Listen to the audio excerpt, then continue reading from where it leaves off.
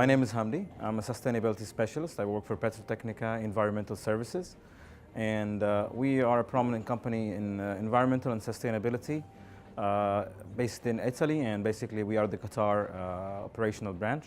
We are working on some of the prestigious projects in Doha, especially with the Ministry for Interior Affairs. We have also a couple of projects in Lusail and one prestigious project as well in the new port projects in the new port, Hamar port. Well, the workshop turned out to be very surprising, and it's more of a practical point of view.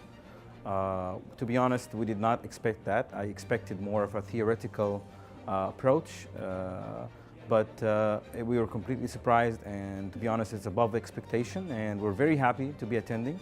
It gives, you can say, an internal look on how things to be done, and you know, step-by-step guide on how to achieve the certification and the submittal process. So this kind of approach for the workshop is very impressive, because this is what we really need. And we've been thinking about this, and we've been thinking about how to get proper and more orientation and direction from GORD, and this is the kind of input that we are looking for.